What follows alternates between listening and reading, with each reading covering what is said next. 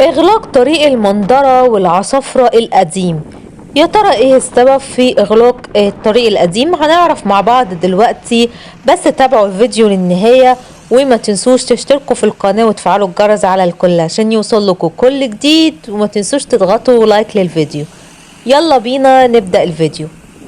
تم الانتهاء من المرحلة الأولى من مشروع توسعة كورنيش اسكندرية، وحاليا تم إغلاق طريق المندرة القديم زي ما حضراتكم شايفين.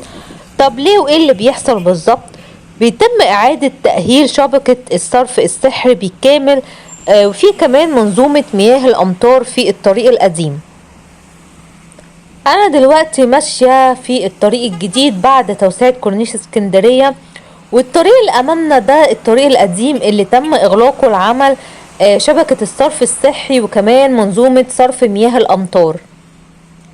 تم الانتهاء من المرحلة الأولى نهائيا من المندرة لحد شواطئ العصافرة، وتم التوسعة داخل البحر حوالي 15 متر، وبيتم حاليا التوسعة في المرحلة التانية. نزلت لحضراتكم فيديو بالتفصيل عن المرحلة التانية وظهور شاطئ ميامي وشواطئ سيدي بشر. في الطريق القديم تم تكسير وإزالة الأسفلت القديم عشان طبعا بيتم رفع منسوب الطريق وكمان شبكة الصرف الصحي وكمان صرف مياه الأمطار.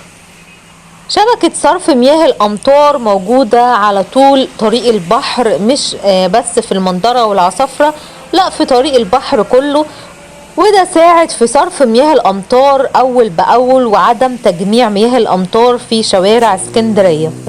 وحاليا بيتم توسعة كورنيش اسكندرية بطول حوالي 4.4 كيلو متر، متقسمة على مرحلتين. المرحلة الأولى وهي من شواطئ المندرة لغاية العصافرة، والمرحلة الثانية من بعد البوريفيج، يعني تحديدا من ميامي إلى نفق المحروسة. طبعا شواطئ البروفاج خارج التوسعة لان هو قبل كده اتعمل تطوير في الشاطئ وتم التوسعة، وحاليا بيتم تطوير الطريق القديم زي ما حضراتكم شايفين. انتشار كبير جدا للمعدات في الطريق، وطبعا بعد ما يتم عمل شبكة الصرف الصحي وكمان منظومة مياه الأمطار هيتم تسوية الطريق ورفع منسوب الطريق، وكمان هيكون فاضل بس وضع الأسفلت وهيكون مساوي للطريق الجديد. مشروعات كتير جدا بتحصل في اسكندرية وخصوصا في منطقة المندرة. كمان متابعين مع حضراتكم إزالة كوبري المندرة، وحاليا بيتم عمل الطريق البديل للكوبري بعد إزالة جراج فتح الله. وطبعا كان في فيديو نزل برضو على القناة وريتكم فيه بوابة فتح الله الجديدة عشان تكونوا عارفين، لان عند البوابة القديمة هيكون ده الطريق البديل لكوبري المندرة بعد الازالة، فطبعا البوابة دي هيتم اغلاقها تماما. الطريق بعد ما يتم انتهائه طبعا بالتحديد الطريق القديم هيكون طريق الكورنيش واسع جدا.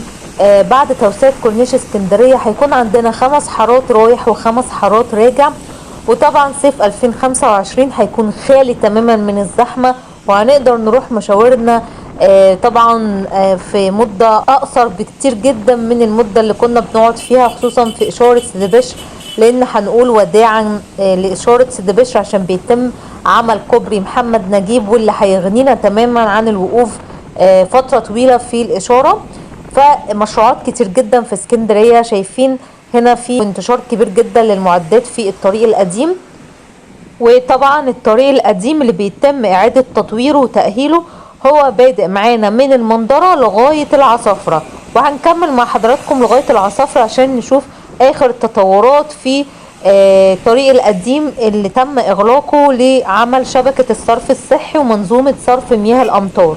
خطوات بسيطة جدا على انتهاء مشروع توسعة كورنيش اسكندرية في المرحلة الثانية كمان، وهيكون عندنا صيف 2025 بعد توسعة كورنيش اسكندرية شواطئ جديدة وكمان كورنيش جديد طريق جديد.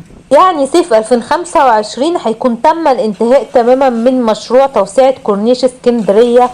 وحاليا زي ما حضراتكم شايفين في انتشار للمهندسين والعمال داخل الطريق القديم للانتهاء طبعا من اعادة تطوير الطريق القديم. شايفين هنا بيتم تكسير باقي الطريق القديم لبرضو استكمال اعمال شبكة الصرف الصحي. بصوا هنا، وطبعا بعد ما يتم الانتهاء من اعمال شبكة الصرف الصحي ومنظومة صرف مياه الامطار، هيتم بقى رصف الطريق مرة تانية واعادة وضع الاسفلت في الطريق القديم. كده خلاص داخلين على العصافرة وهينتهي معانا الطريق القديم، لان نهايته بتكون عند العصافرة. طبعا هتوحشوني جدا جدا لحد الفيديو الجاي. بشكركم جدا على متابعتكم وعلى تعليقاتكم اللي بتفرحني. شكرا ليكم ولمتابعتكم، اشوفكم في فيديو جديد. بصوا احنا هنا وصلنا العصافرة وكده بينتهي الفيديو. هتوحشوني جدا جدا، اشوفكم في فيديو